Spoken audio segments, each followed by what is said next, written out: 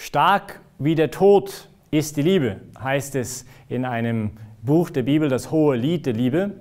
Und was das ausdrücken möchte, ist, dass anscheinend unsere Liebe irgendwie auch eine Grenze hat.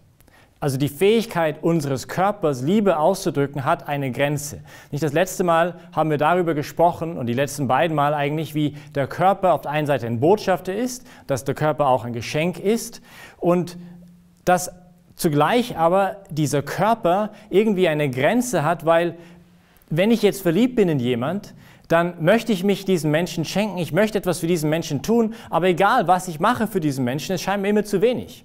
Weil ich kann das heute tun und jenes morgen tun und das andere übermorgen tun, aber egal was ich tue, trotzdem habe ich immer noch diese Sehnsucht, auch übermorgen etwas zu geben. Das heißt, irgendwie merken wir verspüren in uns, da können wir nicht mehr tun. Und deswegen, auch wenn ich jetzt das Größte tue für einen anderen Menschen, zu dem der Mensch überhaupt fähig ist, und zwar mein Leben für jemanden zu geben, dann ist halt aus mit der Sehnsucht noch mehr zu geben, weil ich halt tot sein werde und dann kann ich halt nichts mehr geben. Vielleicht diesen Gedanken mal ganz kurz festhalten. Jetzt versuchen wir das irgendwie mit einem Bild zu beschreiben oder zu erklären. Gegenüber von uns in Wien, von unserem Kloster, gibt es ein Cinnabon-Geschäft. Und Cinnabons ist so eine Einkaufskette oder eine Restaurantkette wie Burger King, McDonald's, Wendy's und so weiter. Nur das Einzige, was die verkaufen, sind aufgemotzte Zimtschnecken, die wirklich sehr gut schmecken. Aber alles ist in Superlative, also mit wahnsinnig viel Zucker und Creme und so. Und das heißt, wenn du eine von diesen Zimtschnecken gegessen hast, dann kannst du nichts mehr essen nachher.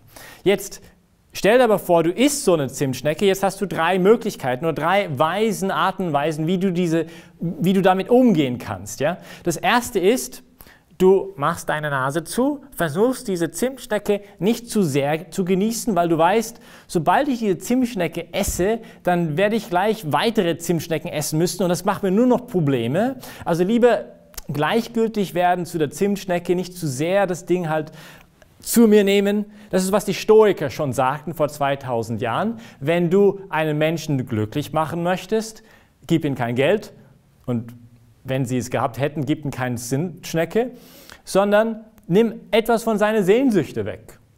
Unterdrücke die Sehnsucht. Dann hat er keine Probleme, dann wird er glücklich. Anderes Extrem wäre, was man vielleicht nennen könnte, den Hugh Hefner-Ansatz. Esse 20 weitere Zimtschnecken. Suche in dieser Zimtschnecke dein Glück. Versuche die tiefe Sehnsucht, dass du im Herzen hast, irgendwie zu füllen mit einer Zimtschnecke. Und da sieht man auch ein bisschen den Wahnsinn hinter dieser ganzen Geschichte, weil ich versuche, Ewigkeitswert herauszuquetschen aus einer Zimtschnecke. Die hat keinen Ewigkeitswert. Ja. Jetzt können wir über die Zimtschnecke sprechen, aber natürlich können wir auch über viele andere Dinge reden. Unsere Beziehung, die Sexualität, unser Auto, unser Job, unsere Leistung, Erwartungshaltungen von anderen Menschen. Wir sind sehr schnell dabei, Götzen zu machen aus Dingen, die es halt nicht sind und die niemals im Leben dieses Loch, das wir im Herzen haben, diese unglaubliche Sehnsucht nach das Unendliche erfüllen können. Können sie nicht. Und deswegen gibt es halt noch eine dritte Option, was Christopher West, ein Ausleger von der Theologie des Leibes von Johannes Paul II. Aus den Staaten mal sagte, to remain in the ache, in dem Schmerz der Sehnsucht zu bleiben. Das heißt, ich kann die Zimtschnecke in vollen Zügen genießen, ohne irgendwelches schlechtes Gewissen zu haben. Ich kann mich das wirklich erfreuen über diese Zimtschnecke, aber zugleich wissen, die Zimtschnecke kann nicht alles erfüllen, was ich im Leben suche. Und das heißt, dass gerade in diesem in diesem Remain in the ache, in diesem Schmerz der Sehnsucht zu bleiben, dass ich halt erkenne, da gibt es eine Grenze. Und das hat einfach die folgende Bedeutung. Und zwar, dass die Sehnsucht selbst, diese Eros selber, diese Leidenschaft in uns selbst, muss gereinigt werden. Diesen Teil der Eros, der sich selbst sucht, der Erfüllung sucht, wenn die Erfüllung um seiner selbst willen gesucht wird, zerfällt sie. Zerstört sie sich selbst. Das heißt, die Sehnsucht selber hat seine Erfüllung in dem Maß, in dem wir auf die andere Seite der Grenze, in dem wir stark sind wie der Tod in unserer Liebe, indem wir versuchen, uns wirklich hinzugeben. Je mehr wir versuchen zu nehmen, desto mehr verfällt die Sehnsucht.